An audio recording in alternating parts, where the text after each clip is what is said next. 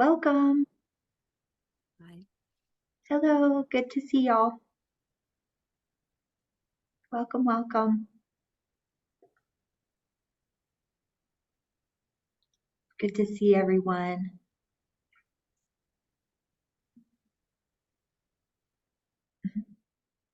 We'll get started in just one moment.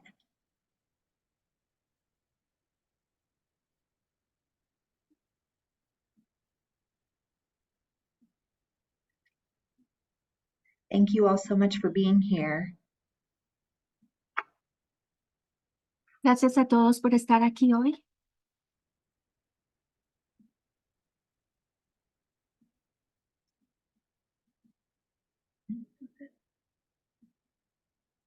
Welcome, everyone. Bienvenidos.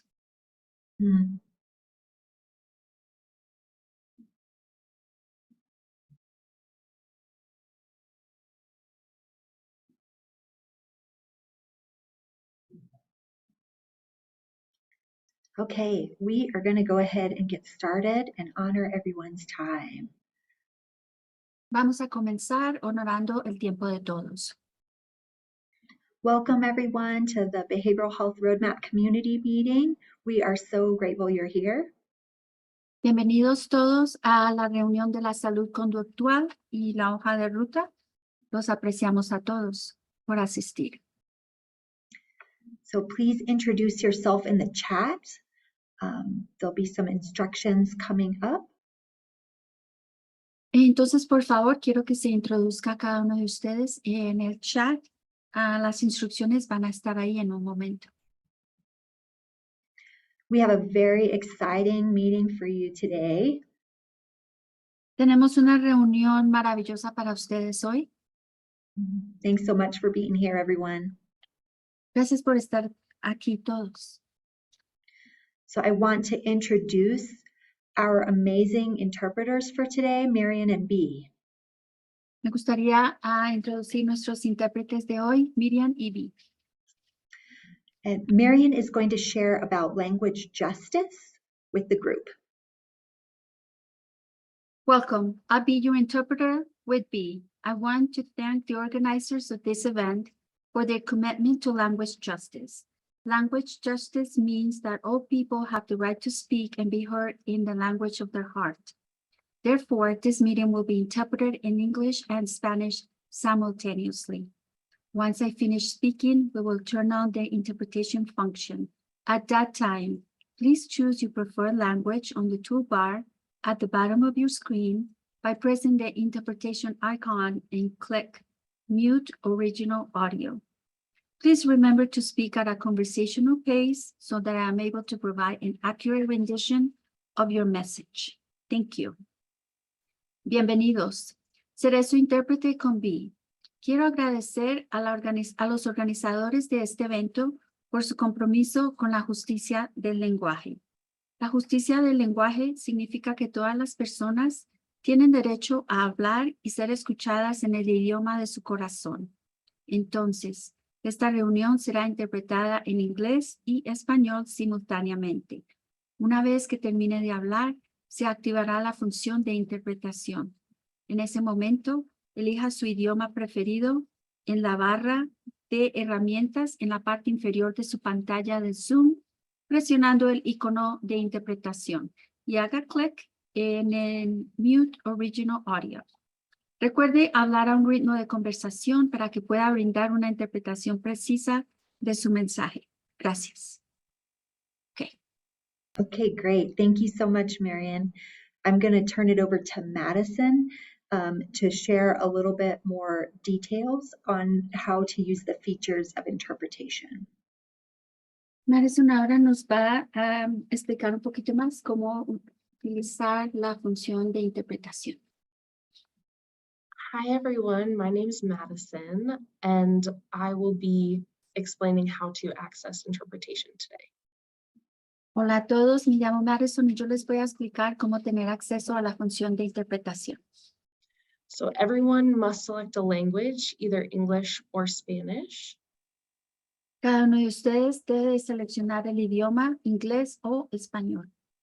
To do this, you need to select the globe icon, which will be at the bottom or the top of your screen. Para hacer esto tienen que seleccionar el icono del globo. Puede estar en la parte de arriba o en la parte de abajo de su pantalla. If you don't see the icon, click the 3 dots or the More button to see more options. Si no ve el icono, entonces presione los 3 puntitos o donde dice más para que pueda ver el icono. Once you've hit the button, go ahead and select your language and you'll be all set.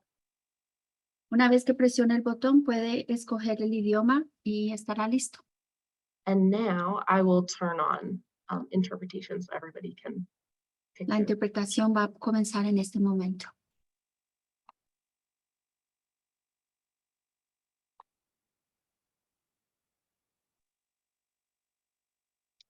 Marcy, I think you're muted. Thank you. So thanks for the tech grace. That's always a piece of it, right? So thank you so much, Madison, for sharing how to use the interpretation features today. And thank you again to our amazing interpreters, Marion and Bea. So I would like to just start with introducing the Behavioral Health Roadmap team. And again, we are so excited that you're here today joining us for a particularly special meeting. So my name is Marcy Campbell. I use she, her pronouns, and I'm the Behavioral Health System Project Manager leading the roadmap effort. And I will turn it over to Madison to introduce herself. Hi, everyone, again. My name is Madison Clinchard. I use she, her pronouns, and I work on the Behavioral Health Roadmap team with Marcy. And if anybody has any issues accessing interpretation, go ahead and let me know. Awesome. Thank you so much, Madison. And please go ahead and continue to introduce yourself in the chat. Madison will go ahead and put the guidance or reminder how to do that again for folks if you haven't done that already. I'm seeing lots of themes in the gratitude around the weather. It's a heat wave at like 40 degrees today, so that's wonderful, and a lot of excitement I'm seeing in the chat for the topic today and for the speakers, so that's really wonderful. So keep those messages coming. I'm also seeing a lot of things about loved ones and connections, so that's awesome too. So just some quick Zoom tips and etiquette for today to get us started and landing in the same place. So one particular thing I want to make note of, if you haven't already, please change your name on Zoom so that it's your actual name. That's really helpful. But also, I want to say that today we will be doing a brief breakout room. So please put an S by your name if you'd like to join a breakout room in Spanish, or a B by your name if you'd be open to a bilingual group. So your audio will stay muted during the meeting. Feel free to turn on your video when you can so the speaker can see you. That just helps us to connect to each other. And use the virtual meeting tools that we have available, raising your hand, or you're welcome to have a reaction, and keep the chats coming. A couple of notes that we've been saying throughout our community meetings, just in terms of how we can create a supportive space for today. So please do make sure to be respectful and considerate when you're sharing, both verbally or in the chat today. Make sure that you're listening and making room for other voices. Again, we do have interpretation today, so if you do speak, think about speaking slowly enough for the interpreter to do their wonderful jobs so well. And again, please focus on solutions and recognize that we are striving for progress and not perfection. And we want to make sure that we are not engaging in any sort of behavior or words today that are biased or demeaning or intimidating in some way. We really want to create that supportive space. That's a deep value for us, and we're working towards a community of belonging. So I know we all want to do that today in this space, and just want to make sure that that's part of our meeting today. So we do have a wonderful agenda for today. The focus of our meeting will be on community care, decolonizing mental and behavioral health, and liberatory practices, and how this connects to the roadmap. We have an inspiring guest, Dr. Travis Heath, who will share a keynote and lead a panel, a discussion really with local community experts on this topic. We'll start with hearing from Boulder County Commissioner Marta Lochemy, and we'll provide an overview about the behavioral health roadmap and the goal specifically related to our topic today. And then we will go ahead and share some specific updates for you all about the roadmap and some of our progress since the last meeting. So I also want to mention after our panel, there'll be an opportunity for a breakout group discussion to talk about what came up for you today and what we can really be imagining together for our community in Boulder County. So I also want to thank my former colleague, Lisa Moreno, for setting the foundation for today's meeting before she moved on to her new role as Executive Director of El Comité de Longmont. And so again, so glad you're here. For those of you who would like to follow along with slides in Spanish, Madison will go ahead and put those slides in the chat. And now I will turn it over to our County Commissioner, Marta Lochemy, to share some kickoff remarks with us. Buenas tardes. Thank you, everybody. Just wanted to appreciate everybody's time and your energy and the commitment to move us through the roadmap into implementation. So just want to give a thank you for attending this meeting virtually and taking some extra time this evening. The Boulder County Commissioners appreciate your continued support and certainly the engagement around one of the communities, our community's greatest needs, mental and behavioral health. The County Commissioners are grateful to all the staff, including Robin Bohannon as the Community Services Director, both Marcy Campbell and Madison Clinchard, who you got to hear from just a moment ago, who are leading this effort.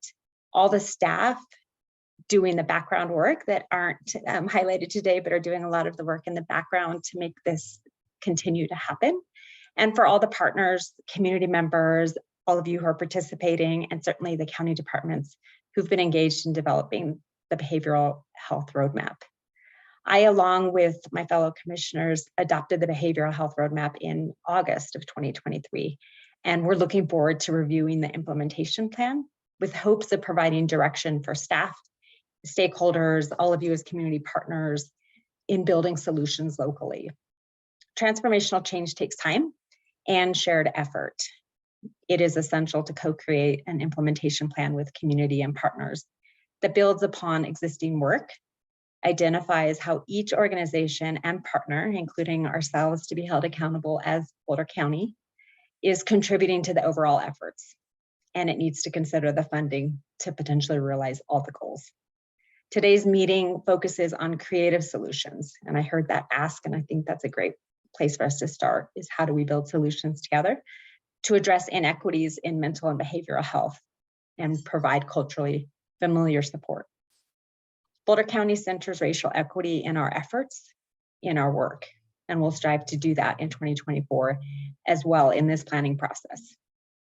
I'm excited to hear from our guest speaker and from all the folks putting this into practice locally. And so with that, again, thank you for making time. For a lot of us, it's right before hours. Some of us, it's after hours, but it's still time and effort. And with that, I'll turn it over back to Marcy Campbell. Thank you so much, Commissioner Lochemy. I know your support means so much to everybody on this call, and we just are so grateful for the county commissioners and really encouraging us along and supporting the implementation as we continue over the next year. So thank you so much for being with us and sharing that opening. So I'm seeing some appreciation in the chat as well for you, and so just want to note that. So thank you again, and thank you everyone for being here today. So I'm going to go ahead and jump in with a brief overview of the behavioral health roadmap. and really the focus of our current efforts. So we're just kind of all landing on the same page. I recognize there may be some new folks joining us today and lots of familiar faces as well. So want to give you a little bit of context, and then I will share some more specific updates towards the end of the meeting on our progress. So the journey to develop a behavioral health roadmap began in February of 2022. So our process really from the beginning to the adoption by the county commissioners was 18 months. So while there was a lot of great work in our community before this effort kicked off, and lots of efforts to try to improve mental and behavioral health, we still had a lot of unmet need in our community. There were a lot of helpful services that existed in our community, but not enough services and not all the services that we need. So it was really important for us to engage in that effort and also recognize that there were some changes and opportunities that made it timely for us to really embark on that effort. So the behavioral health roadmap was developed as a shared vision and direction to help our community get the right mental and behavioral health support at the right time and really work towards a community of belonging. So I will show you the final roadmap here. So this is kind of our overall roadmap framework, and I know it's kind of small, but it is also available. All of this is available on our website as well, even with much more detail, of course, and Madison will put the link to our behavioral health roadmap webpage in the chat. But this roadmap framework really incorporates the learnings from the process of engaging over 600 community members and partners into that shared vision and direction, and it lists our goals and our strategies. So if you take a look at that webpage that Madison is putting in the chat, you will also see that our past community meetings, our recordings are also located there. So really the hope for this roadmap is that it can be something that we all share. So it's shared within not only the county departments, the cities, the nonprofits, and the community, that we can really all see ourselves in this work. We all have a part to play, especially as we move forward into implementation of this work together. So there's lots more collaboration ahead for all of us. So I'm going to invite Madison to just zoom in on the goals and strategies for us here. So I just want to share really quickly some of the particular roadmap goals for you to take a look at. So just as a reminder, this is really a different type of strategic plan. It's designed to be a bit more broad and aspirational. It really gives us that starting point and an overall direction. So we'll be building this out together. We came up with 6 primary goals. So having a coordinated system and workforce to meet the needs, investing in prevention and addressing conditions for community resilience and well-being, early intervention and connection to support, which was the focus of our last community meeting, today's focus, which is focused approaches to advance equity and support priority populations, having a robust continuum of care for treatment and crisis response, and also recovery and hope. So this overall roadmap and the different strategies and solutions developed really all came from the conversations that we had with community and partners and some of our other data that we gathered through this process. And so I'm going to go ahead and have us take a look at really where we're focusing as we look to implementing these big goals in this roadmap. All right, so really our focus for moving into implementation is around these kind of 3 different levels for folks. So those 3 different levels are sustaining. So we want to think about all of the good work that's already happening in our community that we want to keep going. So we want to think about how do we make sure the resources exist to keep that work going, and we deepen the collaboration around that work. Secondly, we want to think about, of that existing work, what might need to be refined or expanded in some way to better meet the community need.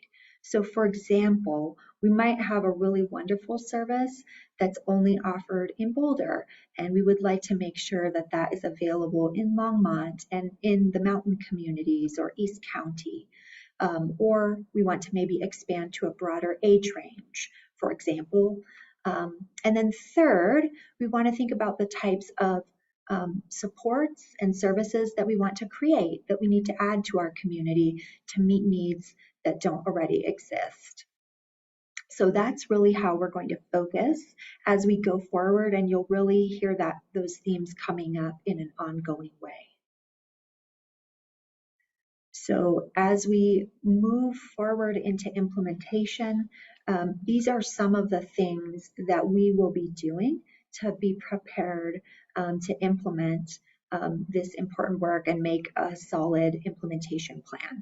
So things like system mapping, reviewing how we're collaborating together. I imagine there'll probably be some work groups associated with each of those 6 goal areas that roll out. Thinking about use cases, so what happened when a person tried to seek services, and other things as well.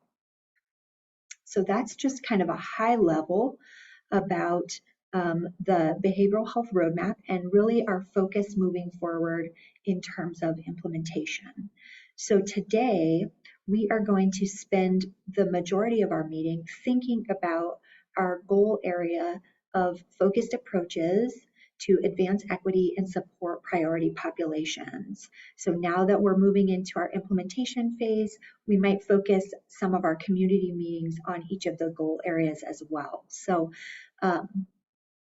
you can see here on the screen the goal statement for this particular goal area, and I'm just going to read it because it is important. So our community invests in focused approaches to advance equity, address disparate impacts, and ensure access to meaningful, culturally relevant, and effective mental and behavioral health supports for priority populations. So that's really the crux of this goal that we're working towards together. And we do have some specific strategies in mind that came up for this process. So I'll name some of those. So some of our strategies for priority populations, really to develop more focused solutions and messaging for priority populations with disparate mental and behavioral health outcomes. Thinking about how do we provide supports in our community beyond the medical model. And I know we heard that from our community and partners over and over again. Having culturally relevant supports is a key strategy, as well as language access. We also want to work towards building the community leadership. We have lots of great community leaders and want to further support their work and add and enhance more community leadership and cultural brokers. And our other strategy is around anti-racism and anti-oppression efforts that include educating the community and service providers about the behavioral health impacts of trauma caused by racism, hate crimes, and discrimination. So we have a wonderful way to learn together and ignite our imagination around this important goal area and topic today. So we have the great honor of hearing from Dr. Travis Heath. His keynote on honoring community knowledge and challenging dominant systems in mental and behavioral health will really inspire our collective imagination and wisdom. He will then facilitate a dialogue with folks from local organizations, and following that panel, you'll be invited to small groups to share ideas and thoughts that came to your mind on what else we could imagine or want for us to improve quality of life in Boulder County. So I'm going to go ahead and introduce Dr. Heath now. So Dr. Travis Heath is a licensed psychologist and associate professor at San Diego State University, where he serves as chair of the Department of Counseling and School Psychology. His past work looked at shifting from a multicultural approach to counseling to one of cultural democracy that invites people to heal in mediums that are culturally near. His most recent work involves incorporating the work of Black abolitionist scholars into psychotherapy, community healing, and uprising. His writing focuses on the use of rap music in narrative therapy, working with persons entangled in the criminal injustice system in ways that maintain their dignity, and community healing strategies. He co-authored the first book on contemporary narrative therapy, with David Epstein and Tom Carlson, released in June 2022, entitled Reimagining Narrative Therapy Through Practice Stories and Autoethnography. Travis has facilitated workshops and spoke in multiple countries and continents, and we are lucky to have him here with us today. So I'll turn it over to Dr. Travis Heath. Please help me welcome him. Thanks, Marcia. That was quite an introduction. Hopefully I'll live up to it here. I've got about 20 minutes. This might be more of an unkeynote than a keynote in that I'm going to introduce a few ideas, and then I'm going to share some of my work as a psychologist and a therapist in autoethnographic form, which is just story form. So you can actually see some of my work, because I think at the heart of liberatory practices, decolonization, is the movement from philosophy and ideas into practice. Maybe 5-10 years ago, we needed to do more philosophizing, generation of ideas, but now those ideas are out there. Like, what I mean is, I hear people at the university where I'm at. By the way, I'm from Denver, Colorado, raised there, spent most of my life there. Just moved to San Diego like 18 months ago. Missed the cold spell that you all just had. It was like 60 degrees here, and that's cold. But I miss Colorado, and it's an honor to be speaking with you. But I think about my time mostly at the University of Denver and Metropolitan State University of Denver, and hearing colleagues talk about being anti-racist, right? I'm anti-racist, I'm anti-racist, I'm anti-racist. Great. My question would be, can you tell me within the last week or month an anti-racist practice that you've engaged in? And what most folks would do is they'd think, and they'd say, well, I'm an anti-racist, which told me that they're committed to something, right? They have an ideal or set of ideals that they stand for, but they're not sure how to turn it into practice, which is fair. So much of my work is looking at turning some of these ideas into practices. There's this word decolonization. Boy, that's become a hot button issue. I've been writing about decolonization in therapy for over a decade, and it's just in the last 3 or 4 months I've started getting hate mail in my email about this. So all of a sudden people don't like that word. In short, when I think about decolonization, I think of land, labor, and resources. Land seems to be like an issue we don't address. Certainly in my world, in universities, we don't address the stolen land that our institutions and buildings sit on. Unfortunately, that seems to be like something people are not willing to address. I could get into that, but that's for another talk. Labor and resources, though, that's something that can be addressed, and actually within our organizations can be targeted and addressed in specific ways. That too is another talk. But if we're going to talk about liberatory practices, decolonization, I feel like I owe you some idea of how I'm thinking about that, because that'll go into the work that I'm going to share with you in a minute. Just a couple more things, and then I'll get to sharing the work. I heard the word creativity used a couple of times. That's exciting for me. Of course, we'd have to define what exactly that means, but for me, I found that creativity often exists in the knowledge of the other or the community that we're serving. And so then our job as, whether it's mental health workers, behavioral health workers, this part of this greater quote unquote mental health system is to tap into that community resource, that community creativity and knowledge, which often requires us to depart from the medical model, which I'm heartened to hear that some folks are interested in exploring things outside of the medical model, which is not to say that the medical model is not of service, that it's not useful. But I do get skeptical about defining people solely through neurochemistry and biology and ignoring other factors. Okay, last thing here, then I promise I'll get to the work. So from my perspective as a clinician, I've repeatedly been told since I was in graduate school over 20 years ago that in like individual therapy, psychotherapy, counseling, call it what you want to call it, we cannot address systems. We can only address the individual psyche and personality structures. I respectfully, but sometimes loudly, disagree. We can absolutely address systemic issues within psychotherapy. I'm going to give you my attempt to do that. And within that, well, one of my attempts, I mean, I do this work every day, but it's not an exemplar piece of work, but it's just one way I've tried to do this. And within this, I think we can address systemic inequities. Now, what I'm not saying is that I can change systems through therapy. Maybe slowly over time, but it would be ridiculous and lacking proper humility of me to say that I could change systems through therapy. However, what I can do is invite people, groups, communities into more preferred relationships with dominant systems, right? And some of that happens through the questions that we ask in therapy or the questions that we don't ask. I practice narrative therapy, so I ask a lot of questions. Of course, in my graduate training, I was told you can't ask questions either, which was bizarre to me because I thought, like, if I'm going to get to know someone, questions are, one of the best tools that I have. But I hope you'll see embedded in my questions decolonizing sorts of work. So work that looks at labor, resources, systemic inequities. Okay, so I'm going to share with you some work with someone I did, 42-year-old Moroccan man named Mahdi. It's a pseudonym, Mahdi. Mahdi came to the United States when he was 21 years old from Morocco. So at the point in time I was working with him, it was interesting. Half of his life in Morocco, half of his life in the United States. I had seen Mahdi previously for pains that he had in his body.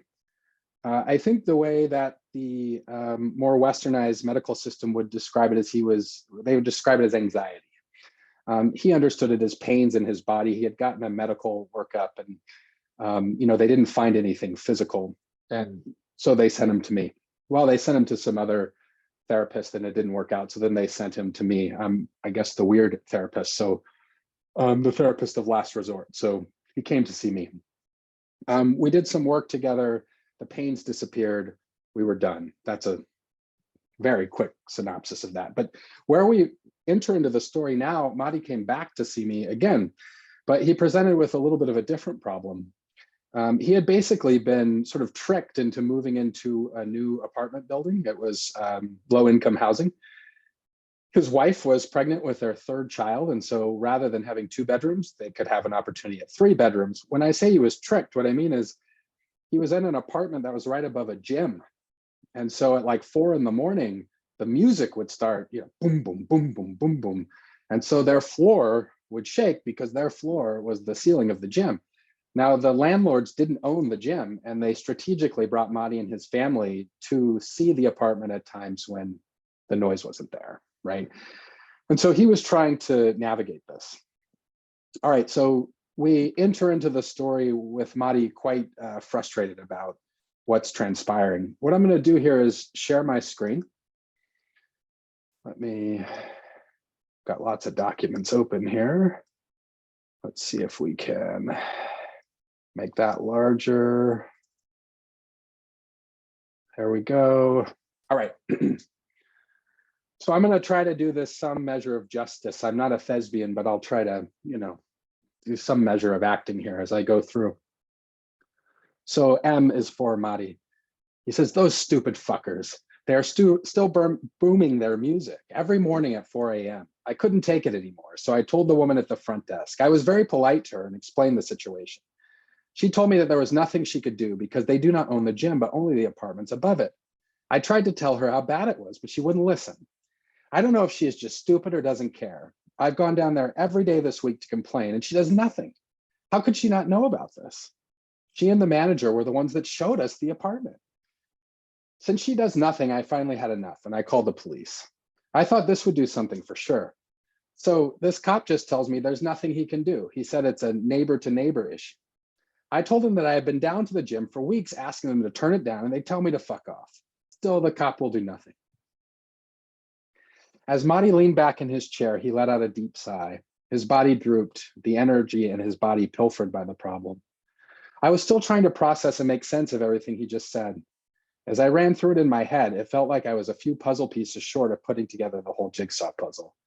I began to wonder if something a little more nefarious may be going on. By the way, this is the part when I do longer workshops on this with therapists. They'll see the questions I ask and they'll say things like, usually not this directly, but they'll say, your questions aren't neutral. And my response is, that's a very good observation. And by the way, no therapist's questions are neutral. It's just a matter of if those are part of the dominant culture or if they're not, right? Or people will say, well, your questions are political. Well, every question's political, right? And an easy example I can give you of how this plays out is that when we watch like, NFL games, football games, when Colin Kaepernick and other football players kneeled before the game during the national anthem, that was political, right?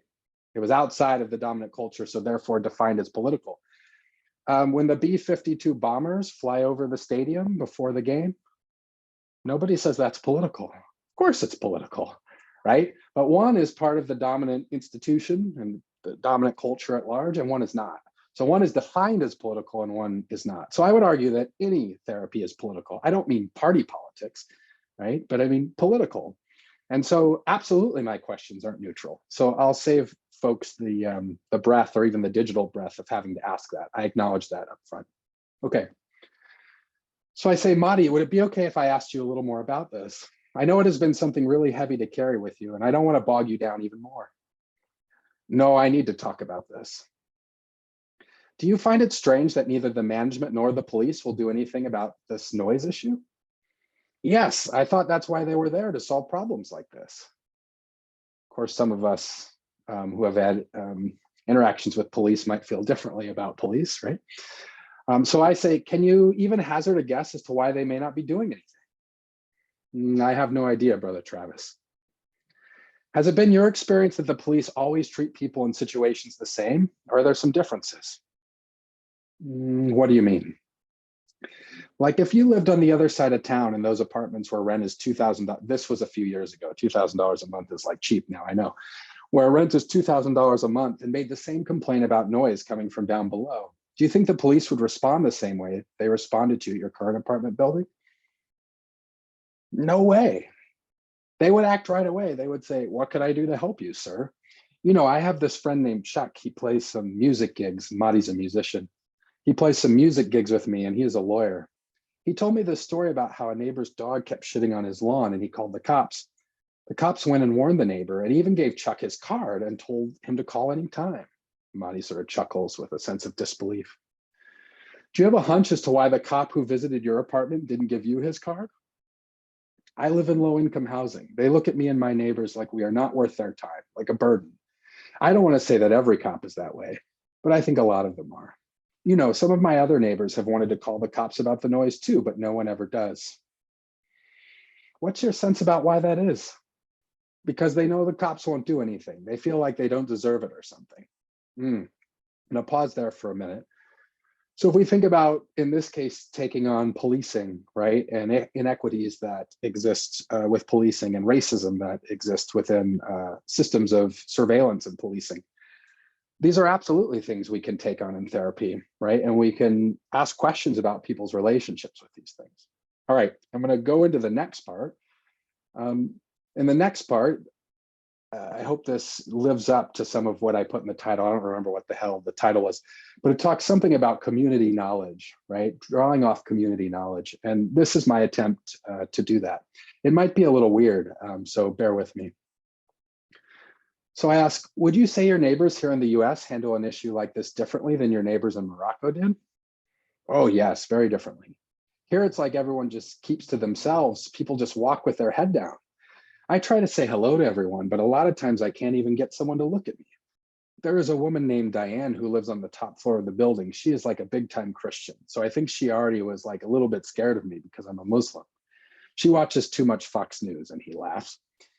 She has an adult son who lives maybe 20 minutes away and he never comes to visit her. I can't believe that. Maybe he sees her like once every 6 months. I know she is very lonely and she can't move around very well. So me and my wife invited her over for dinner.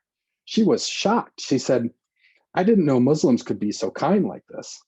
Last month, she had a medical problem and she was going to call an ambulance. We took her to the hospital at 3 a.m. and stayed with her until she was okay. She thought this was very weird. To me, this is just how you live. This is what you do for your neighbors. If you could introduce a Moroccan spirit to your building, what would it look like? My grandfather used to say, one hand can't clap. I had never heard that before, so I thought that was great. I said, wow, this is very interesting to me, Madi. Would it be okay if we asked your grandfather a bit more about this? This is where it gets weird. How do you mean? Would you do me the honor of allowing me to speak to your grandfather through you? By the way, if you do this kind of thing, this is how people always respond at first. He goes, I don't understand. You mean I would answer like my grandfather? Yes, do you think you might be able to access the spirit of your grandfather so that you would be speaking as though you were him instead of just telling me what you think he might say? Does that make sense, Madi? He says, yes, I think so. Pauses for 20 seconds. But that's going to be hard, Brother Travis. Hey, Madi, didn't you tell me that nobody ever knew you better than your grandfather? Yes, that's true. Would you say that the two of you were so close that even though he died a few years back, you will always carry him with you in your heart? Oh yes, he will always be with me.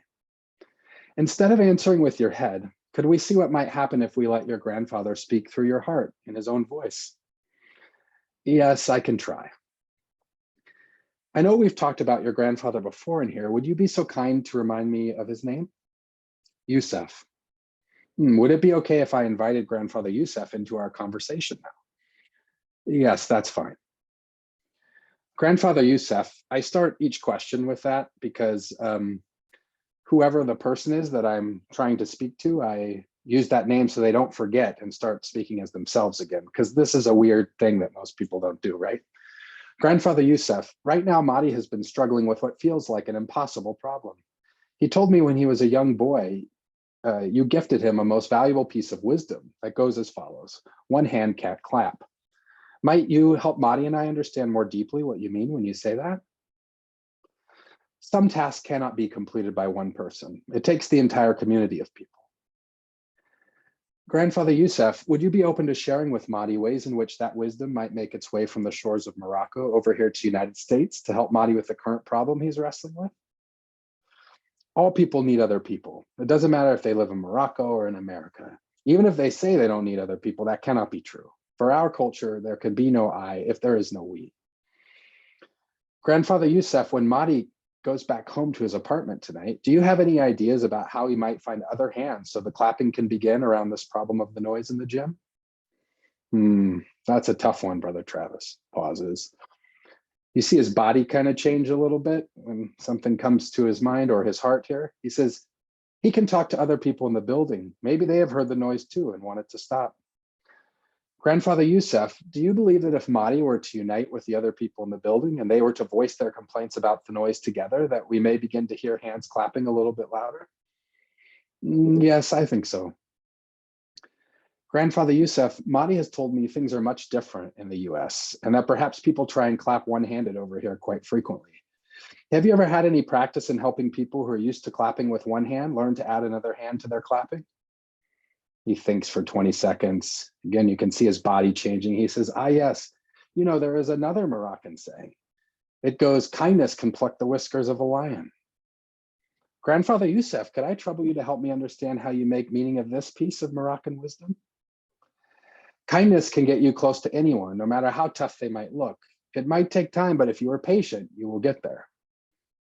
And this is kind of where this ends. Now, this is not where the whole meeting ends. I mean, you can see right now there's about 6,200 words in this, and maybe you got 1,000 or something, maybe less, I don't know. But what I'm trying to do there is draw upon not just Madi's knowledge, right? Because no knowledge comes from nowhere. All knowledge comes from someplace. Like in academia, we're really strange about that. You know, you see this happening with what happened to Dr. Gay at Harvard.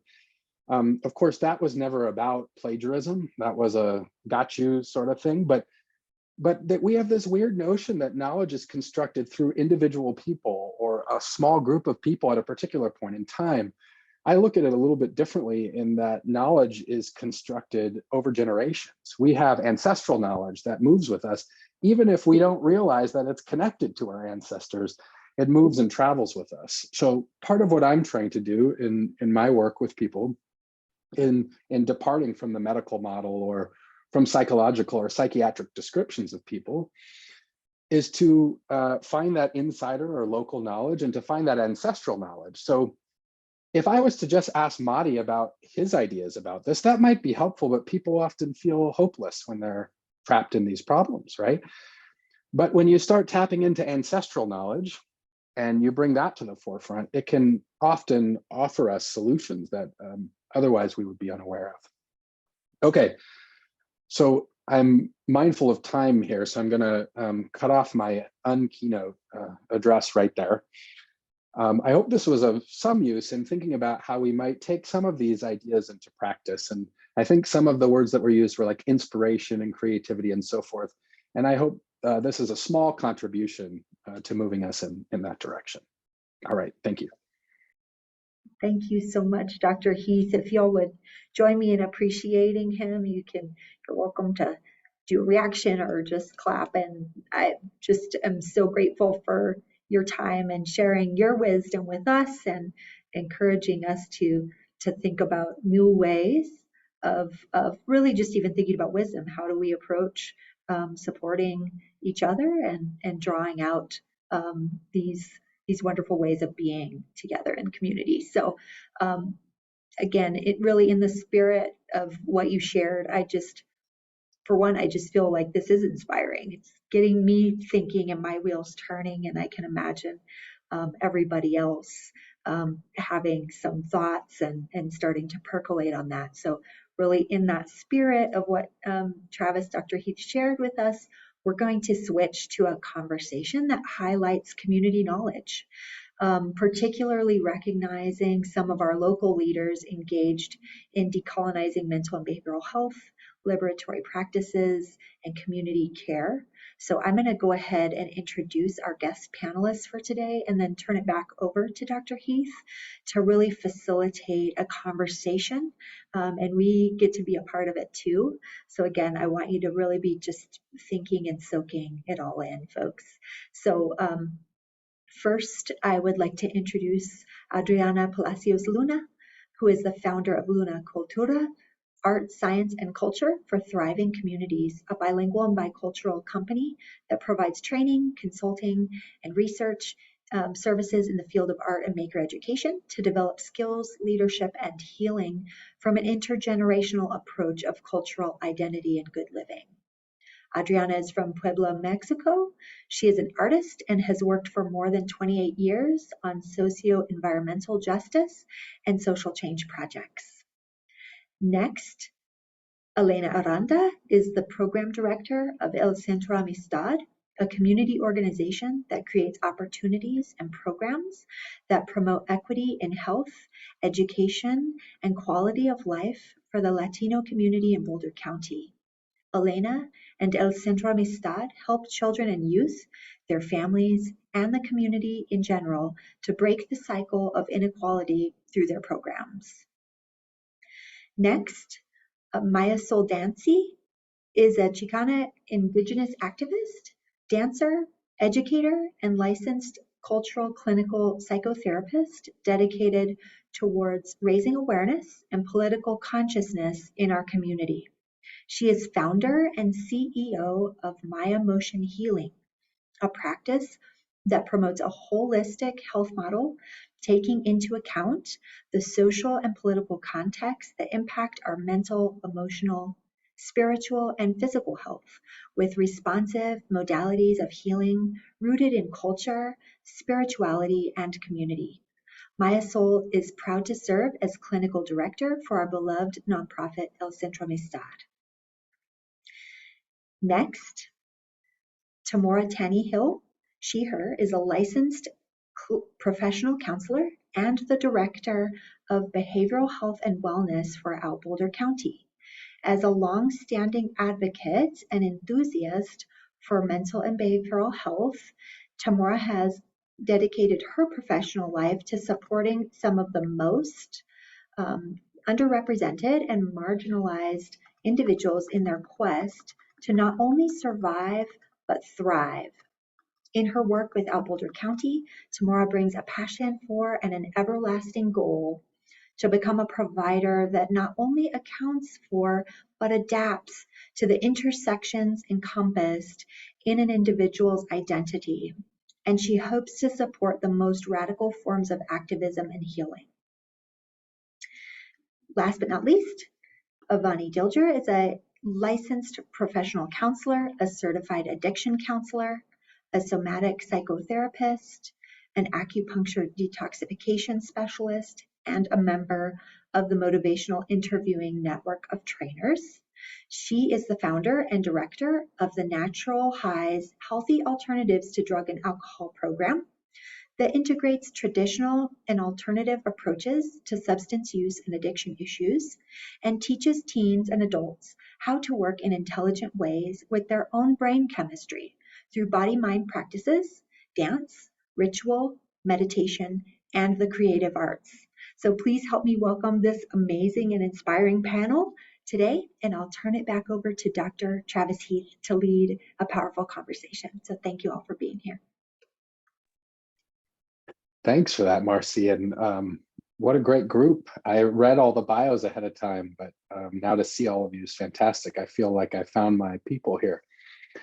I've got a few questions, and we don't have to stick to these. They're just kind of like, maybe will provide us some guidance, but really what I'm going to do is ask the questions and invite y'all to be in conversation about them. And then I'll listen and kind of take notes. And if it seems like we're going in a particular direction that's really helpful, then great, we'll keep going that direction. If we want to go in another direction, we can go in that direction.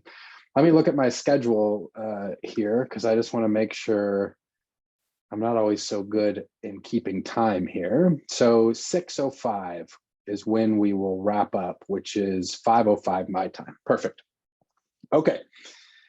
Here's the first question, and I just want to pose it, and then if anyone feels called to answer that or critique it or offer anything, please do. So our systems of mental health, of mental and behavioral health, often locate distress almost solely inside the physical body, so meaning neurochemistry, personality structures, etc., inside the physical body of a single person. In what ways do you and your organizations work with mental health in ways that go beyond what's inside the physical body of the person?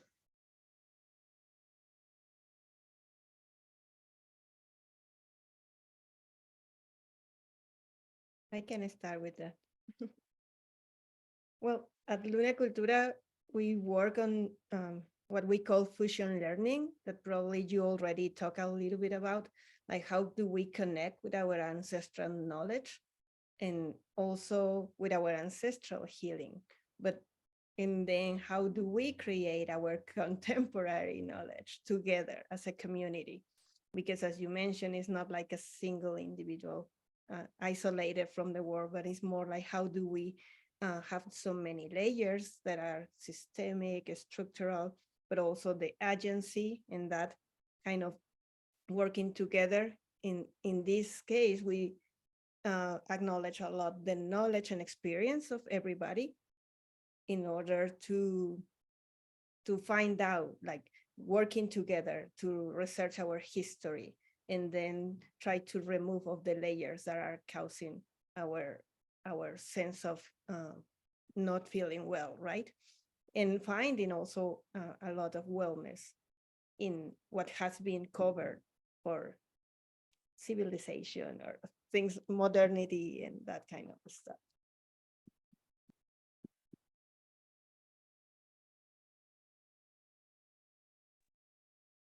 Elena, I think you're on mute. Sí, bueno, primero quiere decir que First of all, I want to say that I'm here representing Centro Amistad. I'm going to speak in Spanish. Is that okay with everybody?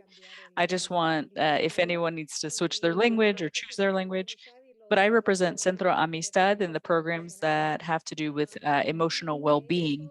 And all of the programming that we provide is through the implementation of mental health for every activity that we do. And so, for example, we implement this in everything we do. So like yesterday, for example, there was a group, I don't know if you all know, but we had the National Day for Racial Healing.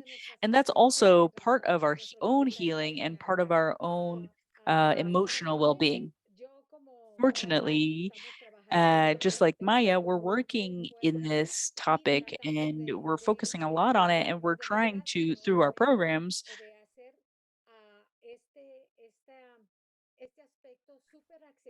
we're trying to make this super accessible to folks and equitable. And this is kind of related to what you mentioned, Adriana. We need to remember kind of our own culture and remember the roots of these issues and these problems that have to do with mental health and why we're getting sicker. I think obviously we need to decolonize all of our practices so that we're able to make our services more accessible. I want to pass this on now to Maya so she can follow up with more.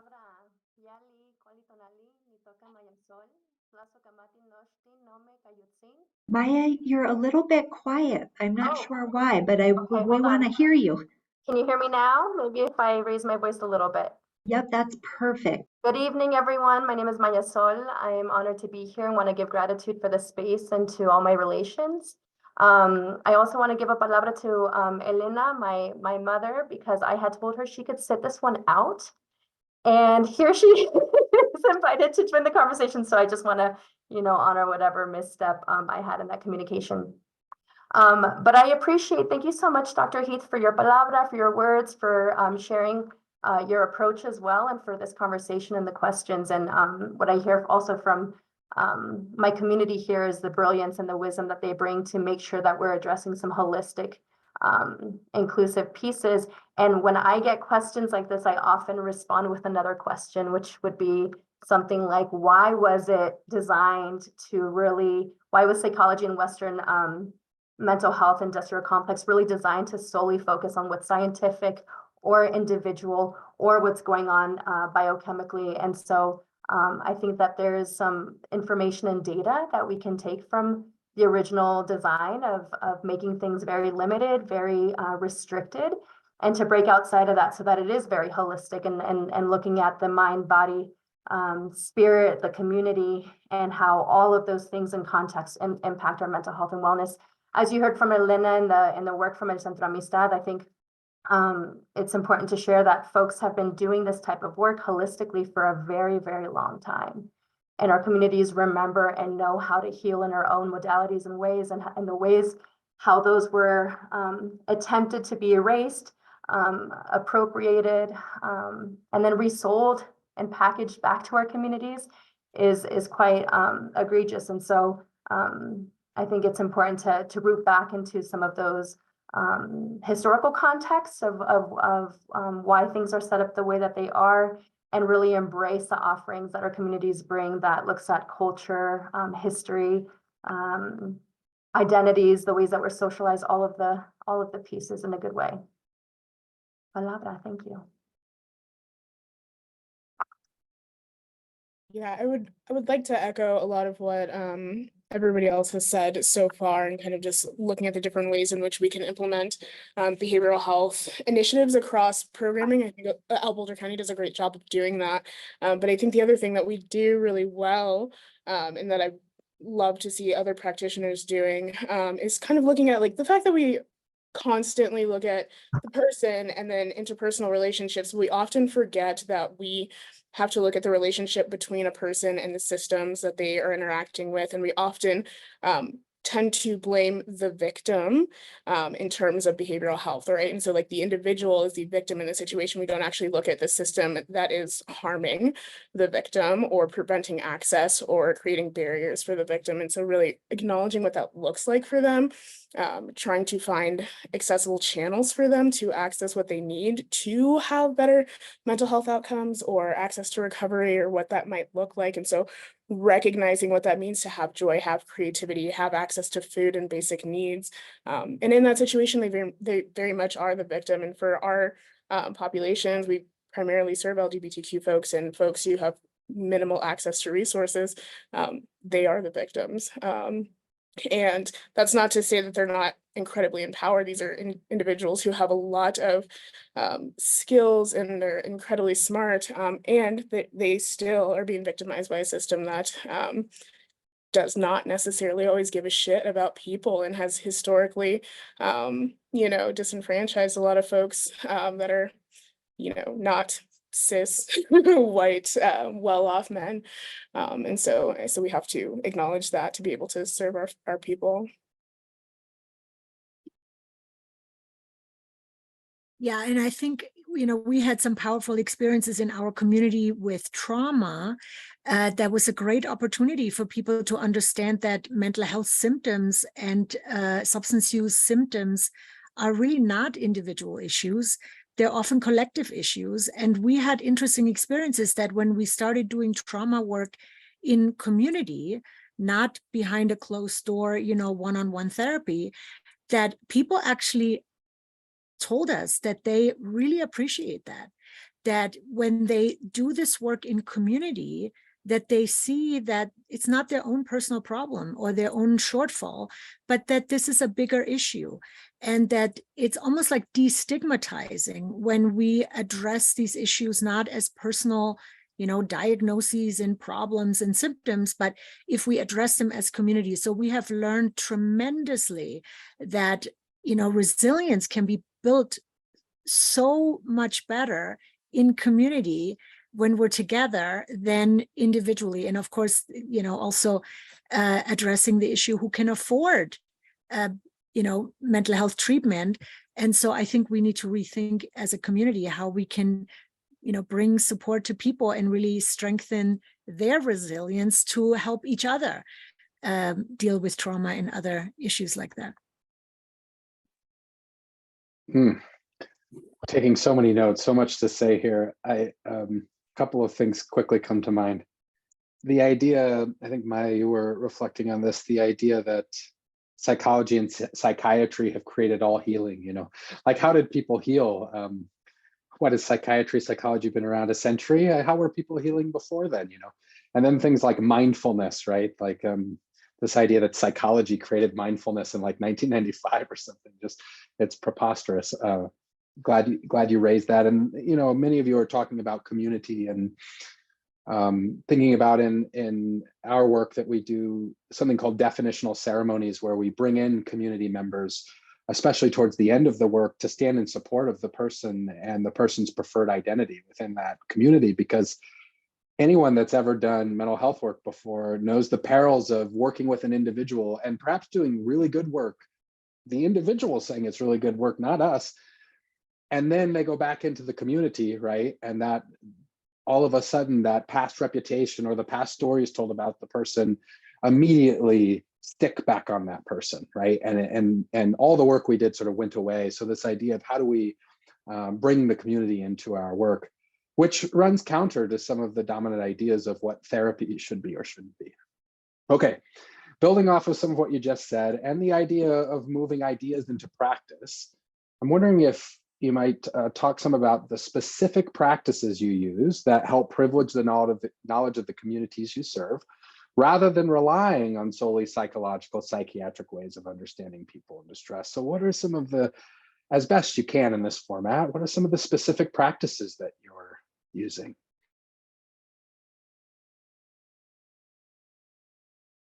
Palabra. I think it's important to share, and I try to honor this through my emotion healing, but then also in any of the work that I do in community, is that little of what I bring is my own. I am informed by my council of women who check me and take care of me, by my ancestors, by my mama, comadres, and my community. And so I think that abundance and creating community and coming from a space of collective learning and growing and also being challenged to grow is really important. Compañeras, absolutely. And there's a really beautiful saying from Margaret Mead, to exhaust I'm gonna try to do this, to exhaust any cultural explanation before finding a psychological one. And I think that's something that we lead with a lot before looking at any psychological explanation or using the terminology that DSM or other Western psychology has handed us, which we know is incredibly oppressive, and has a very real history of psychological and physical violence, allowing our folks to really name and tame what's coming up for them. And Dr. Heath, you mentioned this really early on of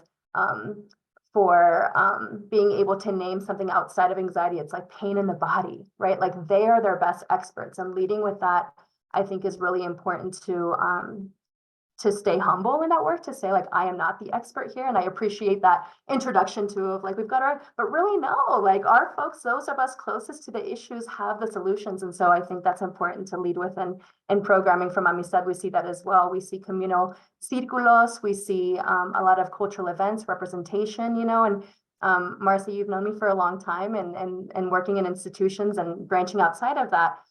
I've gotten on my box around, you know, what are we quantifying or classifying as therapeutic, right? Representation is therapeutic. That impacts my mental health. Sense of community is therapeutic. Sense of belonging, sovereignty to exist in our identities is therapeutic and mental health. So thinking a little bit outside of, you know, traditionally what are our interventions, and going beyond that. Palabra. I can speak next about that.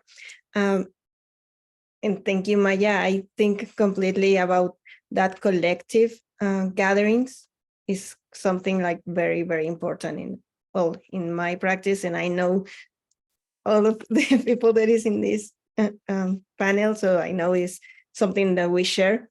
And at Luna Cultura, we do a lot of art. We bring all that creativity, because I always believe that everybody has this amazing power, which is creativity.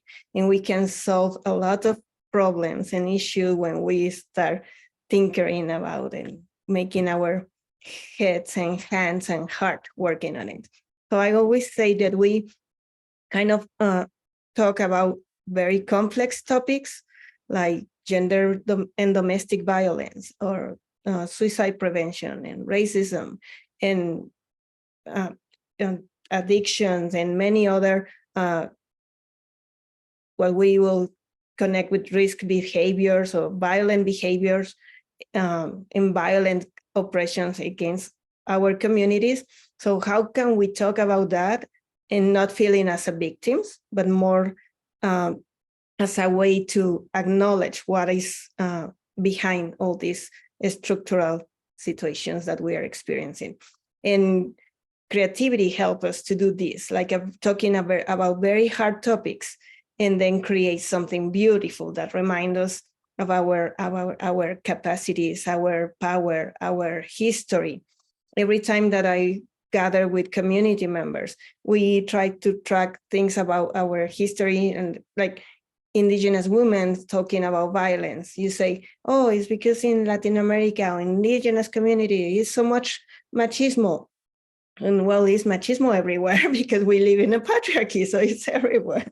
But when they track the history, they were saying like, well, we didn't behave like that. It's not part of our culture, right? When it came. So we find out like, well, it is colonized. It is a colonizing practice.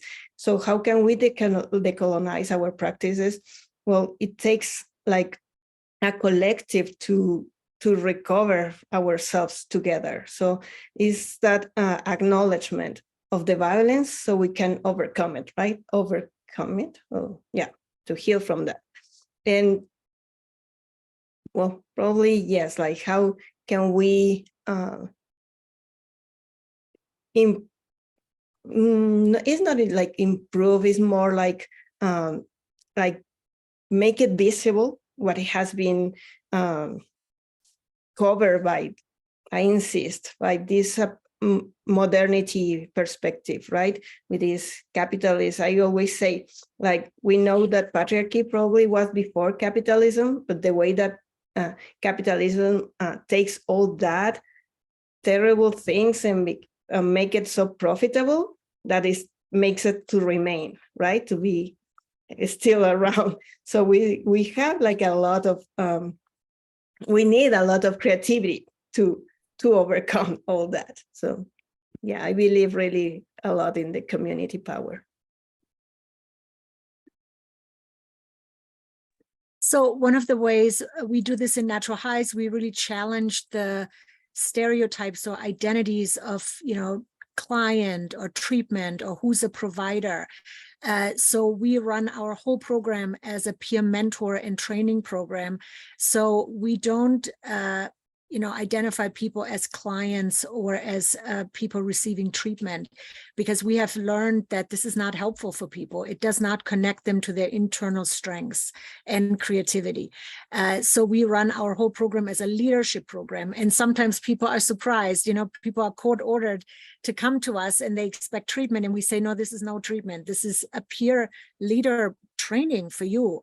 And we want you to be a leader in this community, because of course we have learned that people with lived experience are the ones who have the most to teach others, have so profound wisdom.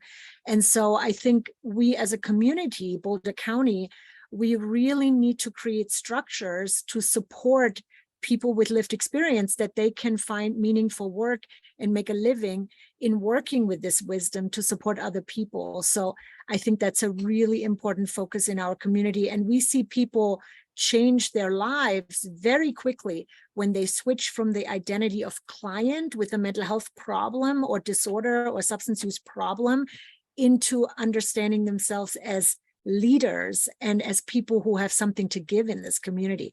I have never seen more profound change in a human being quicker than when we help people shift that identity. I think something that I've learned, I have a history in working with adolescents involved in child welfare, and something that I've learned in working with people, but especially with adolescents, is if you give somebody enough time and you have enough patience with them, they're going to tell you exactly what's going on and exactly what they need. It may not be in the most direct way, but it's there if you're listening. And so some of the practices that we have, right, are that we can just fucking listen. And so using surveys, using our resources, hearing what people are asking us for, and then finding ways to do it. That's one of the best ways that we have been able to create programming, create services that, one, benefit our individuals that we serve, but also create things that maybe don't necessarily have to be one-on-one therapy sessions or case management, which they can get. They don't have to do that though if that's not what's helpful. Sometimes their therapy is going to our dance classes with our QT Pop and Spanish Access Coordinator, right? Sometimes their therapy may look like going to a youth support group. Sometimes their therapy may look like, helping guard the children at a drag book reading, right? And so like figuring out what that means for them and giving them that opportunity and having them build that themselves with our support. And so that's what that means for us. I think pathology is important in some context, right? It's there, we need it for insurance. You can't really have access to care if you don't have like some kind of pathology thing, right? But when you have pathology, we often forget that we are blinded to everything else that's happening right in front of us. And so we forget to like zoom out and see what's right in front of what's going on. Like where's the food, where's the connection, where's the resource, what are these people actually asking for versus what are we deciding that people need.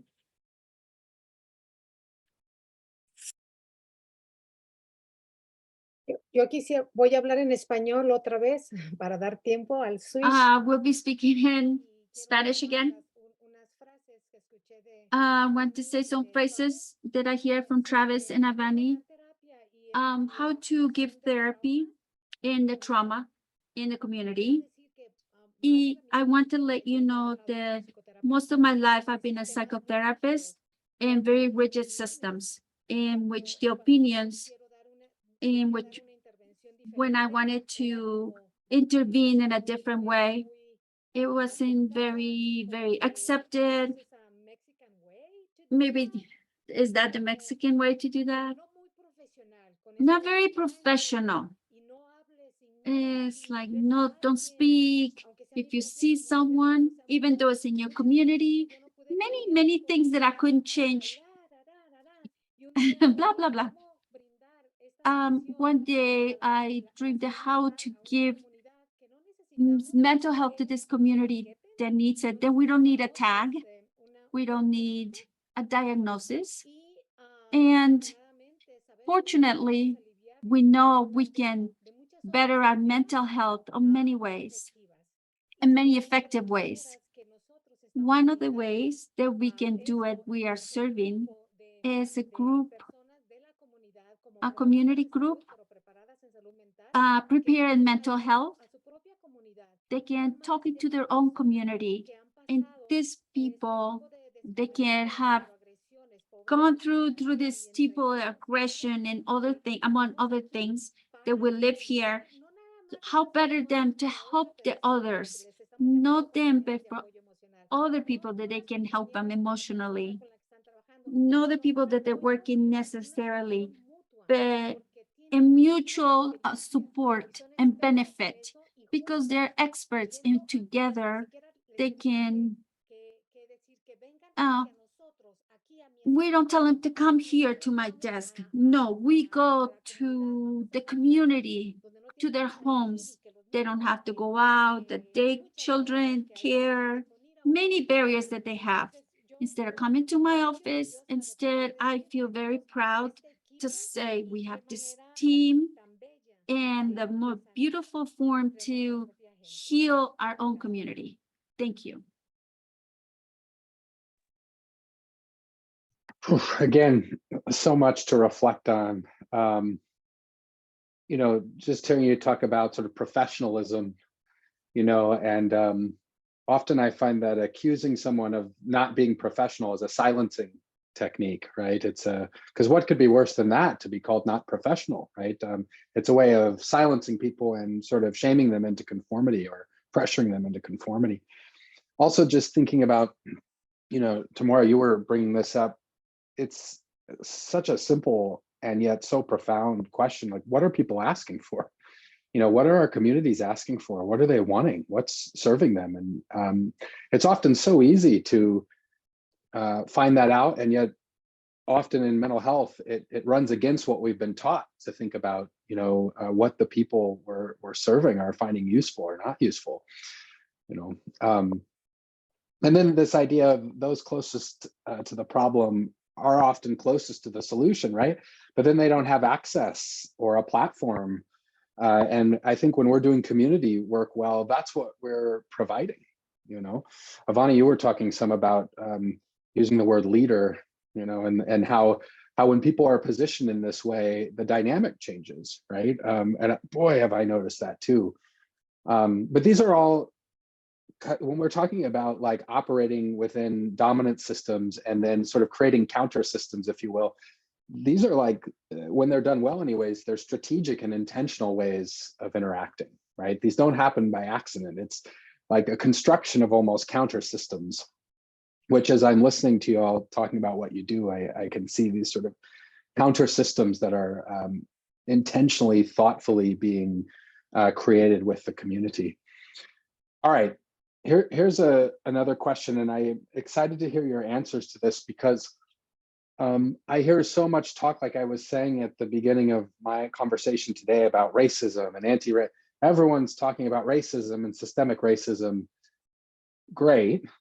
But you know, often racism is conceptualized as belonging to a single person, right? And so then the way many of our anti-racist sort of practices function is, oh, we try and change the hearts and minds of people, right? We're going to win the hearts, like a politician or something. We're going to change the hearts and minds of the racist people. It's a very individualist way of understanding racism, right? And what I'm wondering is, how do you address the systemic effects of racism in your behavioral health and community work, right? As opposed to thinking of racism as something that is embedded inside of an individual person.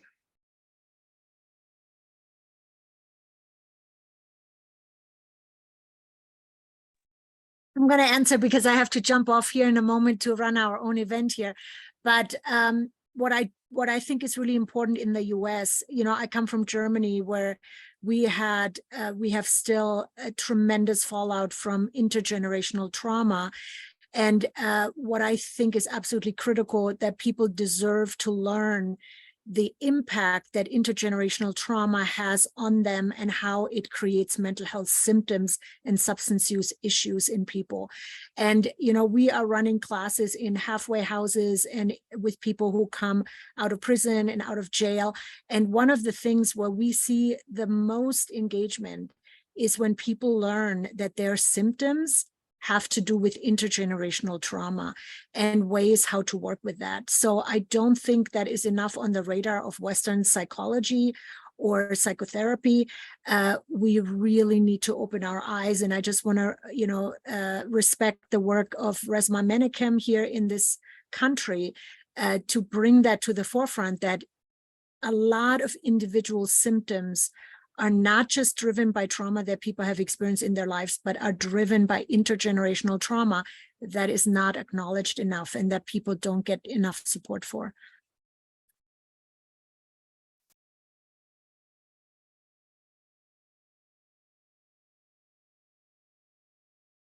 Dale, dale, Adriana, palabra. Gracias.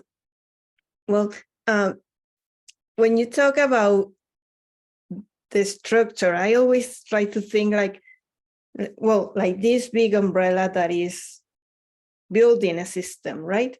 And how the system is interconnected, and it filters to our more intimate relationships and our more intimate life and details and person and in everything, right? So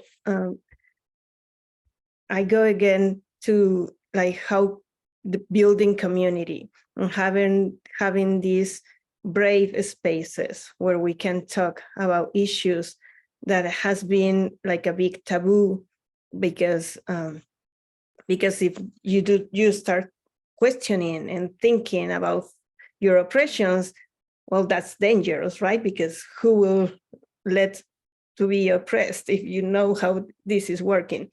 So when we try to, I think a very important part of removing the systemic oppression is having these spaces where we collectively reflect on reality and how can we actually solve the issues that we're living, that we know is not because me or my family is doing something wrong and that's why we're having these problems. It's like how the systems are structuring that way to have people living in very hard situations because it is, I go again, because it is profitable, right? Because then you won't complain, then you won't demand a fair wages, but then you won't demand a better quality of life and things like that. So having this reflection, I really value the space of listening and talking to each other, and I really value education. And it doesn't have to be college education. It has to be like, it can be, in Spanish we say educación endógena y exógena. Like exógena will be the education that you go out and you learn from many spaces, but endógena is also the education that you got in your family, in your community, in your tribe, in your, around yourself. So how with this, when you have information, we are talking about democratizing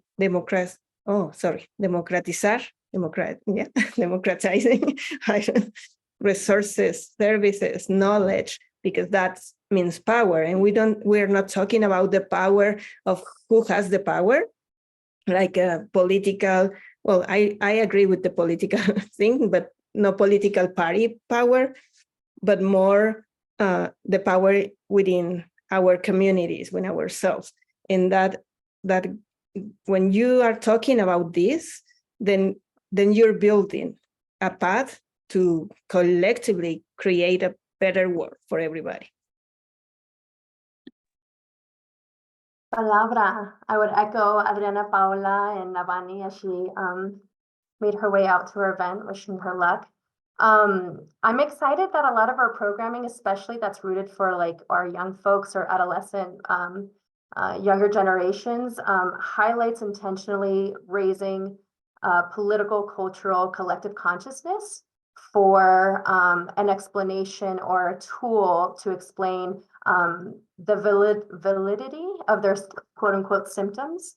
So when we hear a lot of like, oh, well, you know, I'm so fucking angry, or I've got this rage or what, like, yum, yes, we should, right? Like we welcome that with so much support and acceptance, and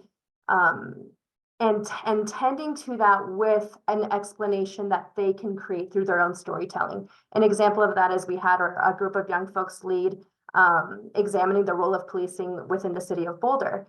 And when asked questions around, you know, how do their bodies react when they hear the word policing, they can identify. And for our young women of color, they could say, you know, I feel really stuck in my throat and in my chest. My heart palpitates.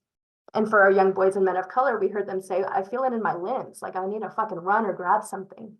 That wisdom is not something that needs to be tamed in any way. If not, it needs to be elevated. If anything, right? Like we need to like fully support that intuitive wisdom of your body, disassociating, responding, and then giving application and vocabulary to what you're describing. Because one of the young folks said to me, it's because as soon as they hear my name, Hernandez, they're going to know. They're going to know, they're going to grab me just like they do in school, right? And then, you know, that's a whole different conversation of how school authority can feel like policing and is policing. And giving the name to that to say, what you're describing actually is racial profiling, deeply rooted in some historical and modern day racism that is a symptom of this colonial practice, settler colonial mind, right? And we start to talk about all this shit that I didn't hear about that in primary, middle school, high school, maybe even college. Shit, I learned that from my cousins, my aunties, my sister Josie, who's here, you know, like we talk about these things to really give weight to real experiences and a pathway to then be addressing the root causes of some of those things. So we're hearing that one-on-one, maybe in a group setting, but then we say, you know what? Tomorrow we have a community conversation talking about race and racism with our elders. Can you make it? You know, and so then addressing and being a part of a movement and a broader sense of purpose and belonging to tackle the very things that keep us pretty fucked up, I think is something that I really enjoyed practicing and doing with our community, and lucky that it was available for me also in a really pivotal time that saved my life. So yeah, palabra. I really appreciate what you said, Maya.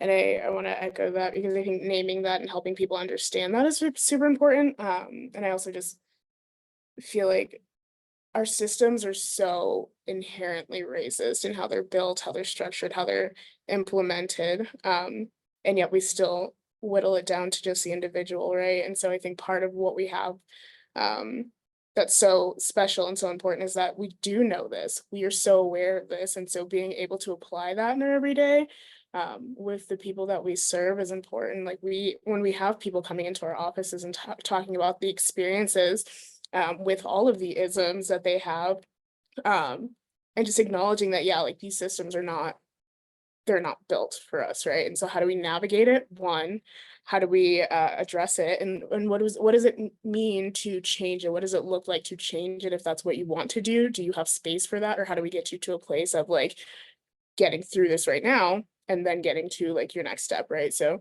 understanding what that person needs and then moving forward. I think for me, I really like addressing this through seeing how we can recreate the systems. And so a lot of the folks that are on this call are doing a lot of different cool work that recreates these systems in ways that haven't been based on like racist tropes, right? So seeing that and creating things that work well for the communities that we serve, that they have had a say in, that feel at home for them, that actually do something.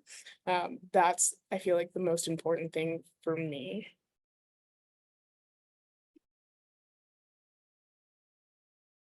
Palabra.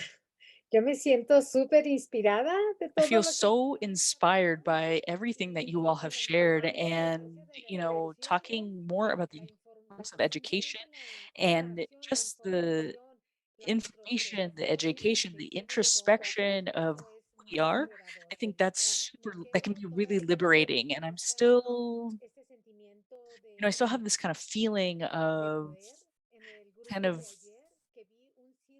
yesterday we had this group and it was a group of families, it was a circle, and I saw boys and girls sharing information with us, talking about race, talking about how sickening it is to have to continue living with these colonized minds, right? And how we need to retake our history.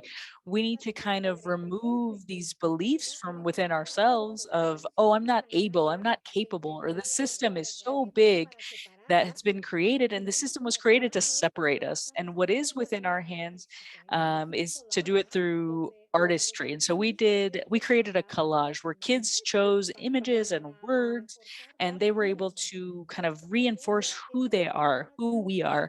And so that's the greatest power that we have, is to identify who we are. How do we change? Because if somebody made all of this up to oppress us, then we can reinvent it to liberate ourselves, and to do it in our families, to do it in community. And now what we want to do beyond continuing this this work, we want to elevate our voices with our families, with our partners, with our neighbors, with whoever might be in my circle, and to be able to create what I'm learning, what I'm creating shouldn't stay within me, but it should be shared with the world. Thank you.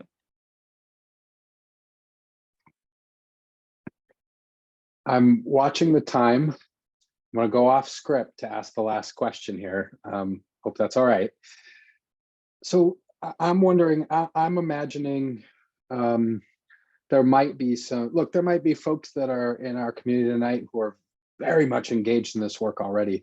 There might also be folks that are here that are saying, like, I want to start engaging in this, but I don't know where to start, and mental health has some pretty rigid ideas about what's accepted and what's not accepted. So I'm wondering if each of you could speak to maybe some of the folks with us who haven't done this sort of liberatory, decolonizing, whatever language we want to put around it, sort of work.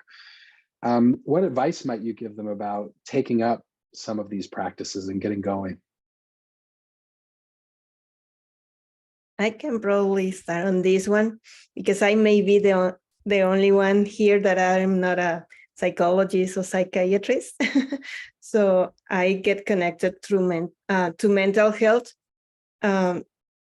because, well, I always invite people to think about what they're already doing for their wellness, right? Because everybody, as we have mentioned, we all have a history, experiences, knowledge. So everybody is already doing something. So when we can create and access these collective spaces for wellness, then what we are doing is adding to what people and ourselves we are already doing for our wellness.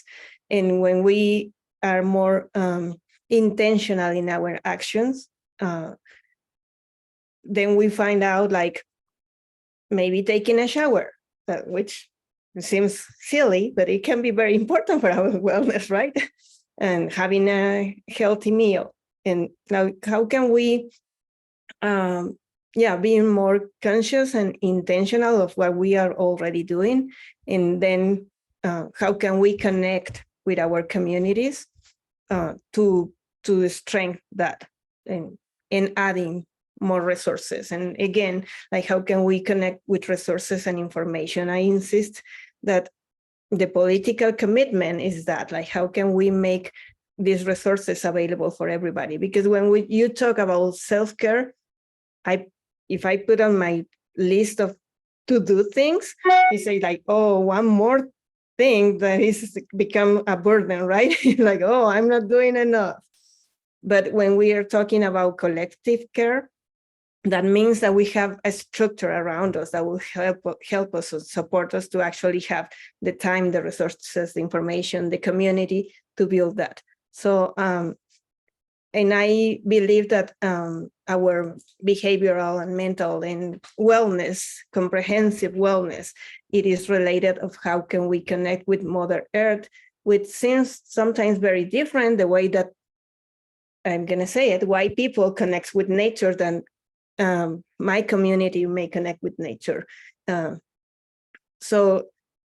we need to embrace our own practices, and the way that we connect, that it doesn't have to replicate others' experiences. We can learn from each other, but we need to value our own practices and put it in conversation. So when we are able to put in conversation different practices, we're talking about intercultural dialogues, which means being respectful with this diversity instead of trying to create just one way to do things. So for mental health, there's no only one way, but many ways that we can approach. As I mentioned, we do art, we do science, we do technology. We have done intergenerational workshops when maybe a teenager is coding a video game, and then the grandparents are knitting and learning that knitting and coding is the same because you're doing math and patterns and things like that. So they got something in common, and they start working together in doing something together, and that can improve also your wellness, right?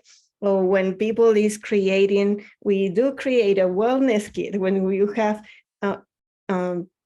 herbs and natural ways to heal, and everybody takes their kit, and they're doing like intergenerational learning and connection. So yeah, there's different ways that we can approach to mental health, and all of them are very valuable.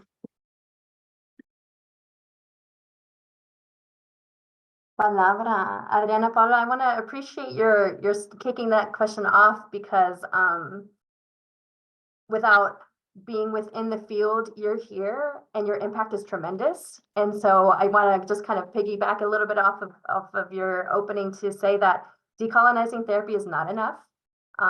If you know, you are in the field and doing this work and getting, you know, creative and questioning and examining and staying humble in it, great. And also the conversations that you have on the car ride home with your family, the dinners, what you do on your free time, right? All of those pieces are important. So it's not enough that that we decolonize mental health, but really examine all of the settler colonial mindsets that we still carry internally, and that we move from.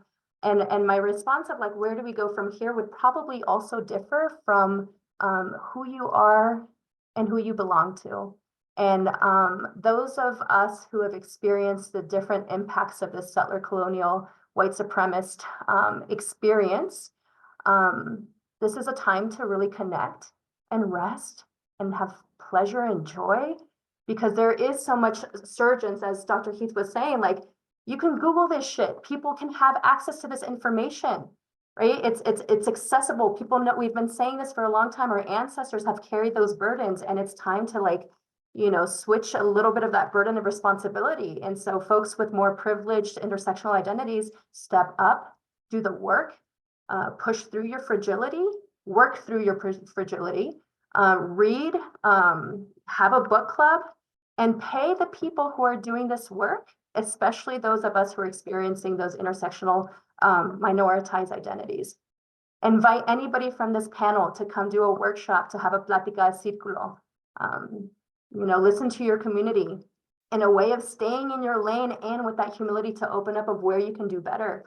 And question everything that is that colonial kind of like, why have I operated in this way? What have I benefited deeply from that? Colonial mentality will have us believe that the genocide currently happening has nothing to do with us. Question all of those pieces and become activated by it. It should be uncomfortable and super unsettling, painful. And there's deep benefits to that work, as most of us who do this work, right? There's deep benefits to that distress. Palabra. Thank you for saying that. Yeah, I come from a background that's not necessarily one that has loved therapy or therapeutic systems or behavioral health, and has not necessarily always engaged with it. And so this is a path that not only I had to find on my own, but that I also have to make sure that my people find in a way that is not harmful, and that is accessible and responsive culturally. And so one thing that I would say for folks out there is, I heard this amazing thing once from my astrologer. And it has stuck with me ever since. She said one of the primary tools of colonization is the limitation of creativity. And so if you are allowing your creativity for solving problems to be limited, you are allowing colonization to win, right? And so how do we look at what it means to change our systems, what it means to change as humans, to change institutions, move forward as people. And that has to come with creativity, because what we've been doing is the same bullshit in a different font, and it hasn't been working. And so how do we address that? How do we fix it? And so I will leave you with that. And thank you for listening. Yo quiero resumir rapidísimo el hecho. Would like to say quickly, like to ask everything like Maya says. And Tamara and Adriana say the ways in which we ask, and also the ways in which we question. Sometimes I wasn't prepared to question why I felt so bad in my environment inside. Why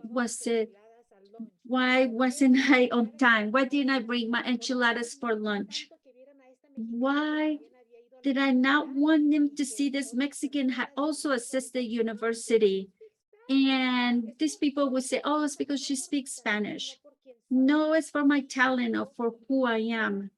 I want, and it's something in my life that we notice how that we are not a part of the system, how it's making us sick, how we can heal it with justice. We have to heal justly, because I see the arrows that I received in my body. There are many that more people has received if they were born in the United States. So to notice and how the system functions, so I can ask, question, and have a voice.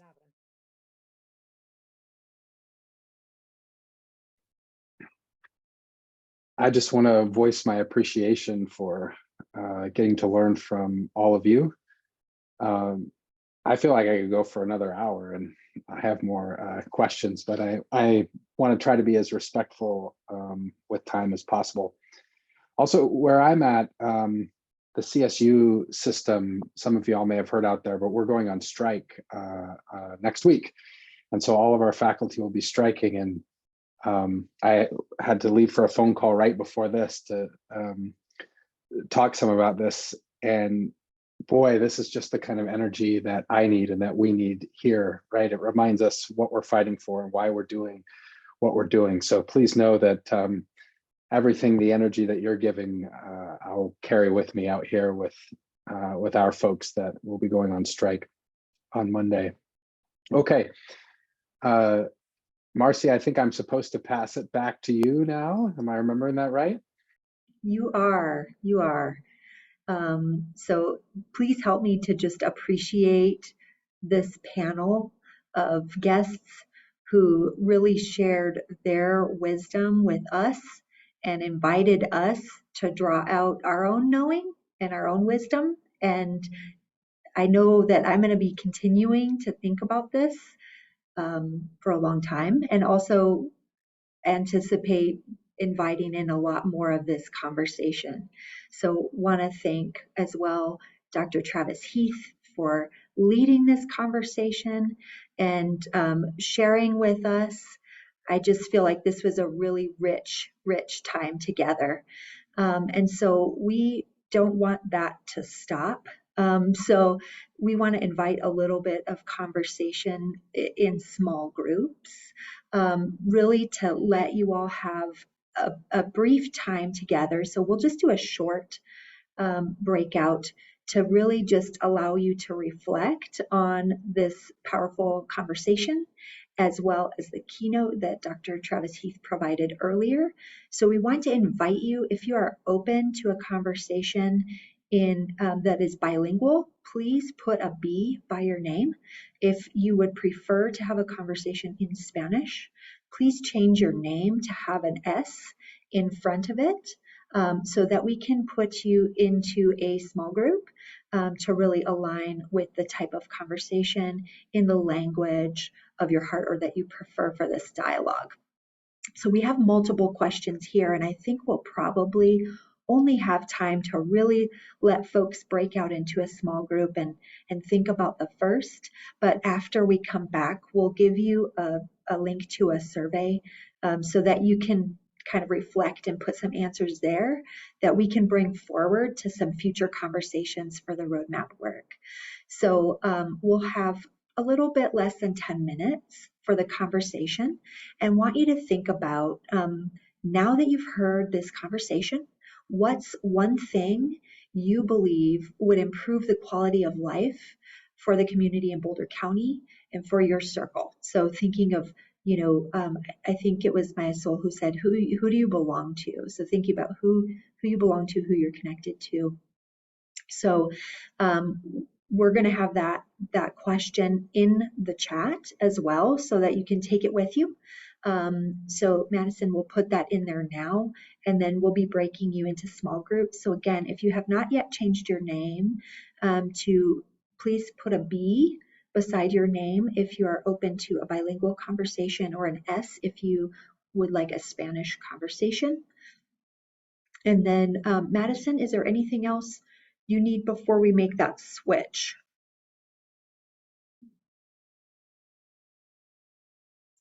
No, I don't think so. I just want to give everybody a heads up that people are kind of heading out, so I'm not 100% sure how many people will be in each group.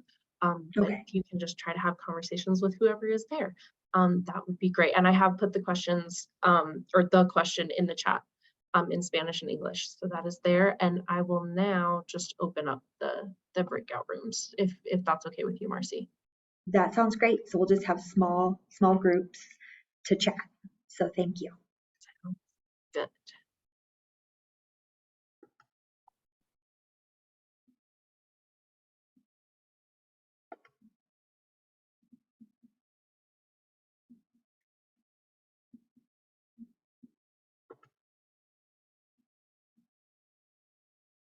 Yay! Bravo, equipo! Way to We go. stay in this group. Yeah. Tamora, it's so nice to be on a panel with you. You as well. Haven't had that privilege yet. Yeah. I was not on the panel. I know, Mom, I'm so sorry. My bad. Yeah. I'm so sorry. That was a misunderstanding on my part. I think we originally had all of you listed, and then I just didn't know that it was going to be one or the other of you. And so thank you for rolling with it and for sharing all that you did. And yeah, I think I was just seeing lots of people making wild motions of clapping and everything while you were speaking. And so I'm glad that you jumped in and were willing to go with it. So thank you. Thanks, Marcy. Yeah. And thank you, Dr. Heath. What an honor to have you back. Denver. I appreciate that. No, it was great to be here with all of you. Gosh, it's when you exist in academia, there's not a whole hell of a lot of comrades you have to talk about this kind of shit with, Most everyone is just ready to debate you, and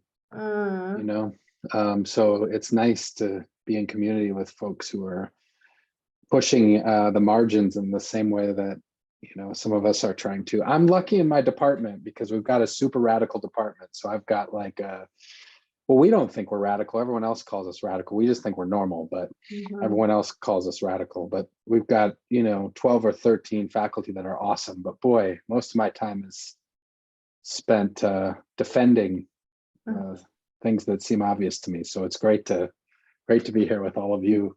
Feels like we're pulling the same direction. And it makes me miss Colorado too. I love San Diego. San Diego's great, but there's a lot of cool work that's happening there. So, but it's a little cold. I don't know if I could go back to that shit. It's only cold for like 2 days. Today was like 40, 50. I know, but But listen, when you come out here, like, you adjust quick.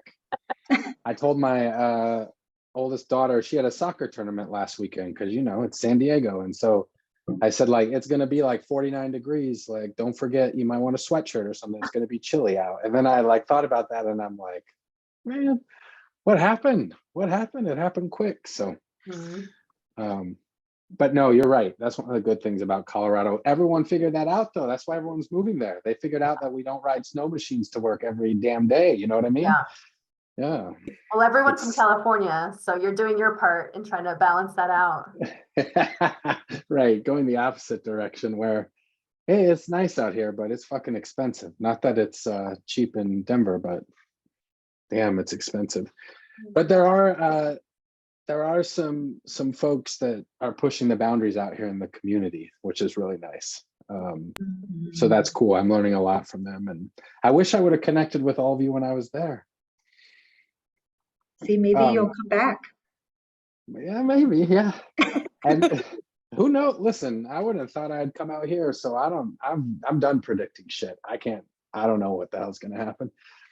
Well, You I can do- work at El Centro Amistad. Oh, what I was gonna say too, Go there. my emotion has a site in Santa Cruz in California, so we're back and forth. Really? Okay. One of the questions I was going to ask is I often get folks in the greater Denver area, some, Boulder area, close to Boulder. And, are some of you like taking referrals? Can I send people your way that are okay? Great.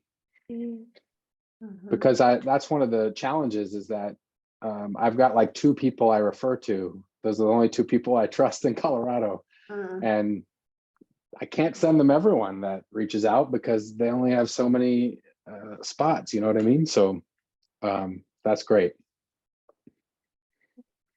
Yeah, and Santa Cruz is lovely, by the way. Santa Cruz it is. is I was awesome. gonna say we can see folks in California and Colorado, which is nice. Santa Cruz is great, but I don't know y'all Bay folks if you've been there. Like, I think it's fucking cold. I'd rather be in this cold, in the dry cold, than the humid cold. Oh, yeah. Yeah. Oh yeah, that coastal cold is like I think I'm just like not like my cells just don't know what to do there. But my hair is on point when I'm out there. It does its thing, so We do love humidity. yeah, the trade-off. Northern California is cold as hell. I lived in San Francisco for a short time, and I moved there. I was like 22. I moved there in the summer, and I was like used to Denver summers. You know what I mean? So I showed up with shorts, and I was like, "This is gonna be great. I'm gonna be by the ocean." I saw the sun like twice the whole damn summer, and it was cold. Like, it would say 55 degrees, but the wind would be blowing. It felt colder to me than Denver's winters. You're right about that. It was wild. And I saw this quote, I think it was from like Mark Twain or something. It said, "The coldest winter I ever spent was summer in San Francisco." And I was like, shit, that is so true. That's why you should come to San Diego. You don't have to worry about that. The coastal cold doesn't hit the same way down here. It's nice. And we're like 3 miles from the border. So, like it's a vibrant and wonderful place to be. I suspect many of y'all would like it. If you're ever out in San Diego, holler at me. Awesome. For whatever reason. Yeah. And I want to give a quick invite to everybody. As the local folks know, here we have an annual event for Spanish-speaking Indigenous youth, or Spanglish and English-speaking Indigenous youth, every year. And this year will be the 18th annual in September. Zamora, we typically have representation from Out Boulder and some additional folks, but I would love to invite you personally to join us. See Adriana Paula. To make it happen this year. We have you. I know that you're at the Cumbre de Mujeres the next day, but and we also are always looking for keynote speakers, Dr. Heath. So if that's something that would interest you, to working That with is an invitation. No pressure, but it's September 6th. It's beautiful weather here in Colorado, as you know. So if folks don't mind being in contact after today, I'd love to, continue conversations and keep us connected and support each other's work in a good way. Yeah, let me know how I can spread the word, my soul. Yeah. Marcy. Mhm. I Mhm. just want to confirm, the 6th is the youth conference and the 7th is the women's conference. Yep. Love it. No, that sounds great. And by the way, you should be the one that I'm asking about keynote stuff, not me. Like, you would decide whether I'd be a good fit for that, not me. Shit. I don't You know. can invite me. You can invite any of us out there too. Okay. Happy to Hey, keynote. I'll keep that seriously. I'll keep that in mind. There's all sorts of cool community events that happen out here, you know. And I'm just 18 months isn't long enough to really be embedded in communities. I'm still working my way into communities here, but it's a really vibrant place, and there's a lot of cool work that's going on. And yeah, so I love the idea of staying in communication. That would be great. Well, welcome back, everyone. I imagine you had some very powerful conversations. Madison is going to put in the chat a survey that you can complete to share some of the thoughts that you have to those 3 questions. And we'll be having more conversation about this. So if you would, please feel free to fill those out. That would be wonderful. I'm going to share a couple of very quick updates about the behavioral health roadmap work and some next steps as we close out our time together. So we're really focused on implementation planning moving forward, and really getting the information that we need to start taking more specific actions. But as folks on the panel said today, conversations like this are really powerful, and we want to keep continuing those and continuing the actions that follow. We're also working on developing a toolkit for partners to help better align to the work of the roadmap, and also to think about our success as we move forward. So we've been getting feedback about some different types of tools that would be really useful to include, and we'll hope to have a draft for you all in the next month or so that folks can start weighing in and telling us what we're missing and what else you might like to see. Next month, we're going to be talking about some of the key initiatives that are kicking off that may be in the pilot phase right now. Things like hub navigation to help connect to resources, mobile crisis response, which is now called the Crisis Assistance for Treatment, and some of the grants that you received information about after our October meeting to try to further spread messages about mental and behavioral health and help to build education and understanding in the community. Most specifically, we are working on system mapping around crisis and connected services. So as we talk to our operations group, thinking about how do we move from this vision into some more specific actions.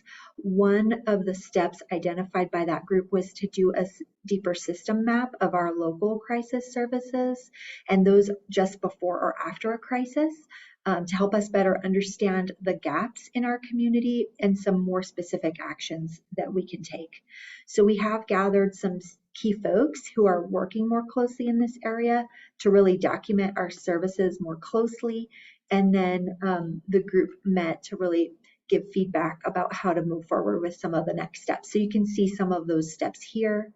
If you are engaged in this type of work around crisis or supporting an individual just before or after a crisis, or if you have lived experience around crisis services for yourself or a loved one, we would love to include you in that conversation. So please let us know if you would like to participate in that type of a dialogue. And then next up, we are going to have our next spring community meeting. We have not yet picked a date, but we will be reaching out as we have done before and spreading the word about that meeting. We will focus on some of the findings from our crisis system mapping at that particular meeting. But again, I just want to thank everyone for participating in today's meeting and again, thank Dr. Travis Heath and our wonderful panel who shared their wisdom with us and the work they're doing with and for community.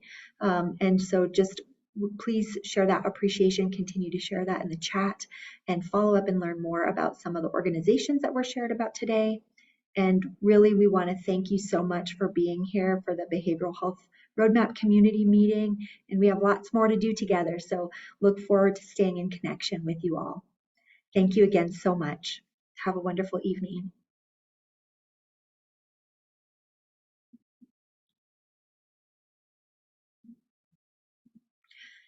I did forget to mention there is a survey for today's meeting. We will send that out afterwards. I know some folks had to step out, but if you have the link, that'll be in the chat too. Thank you all again for being here.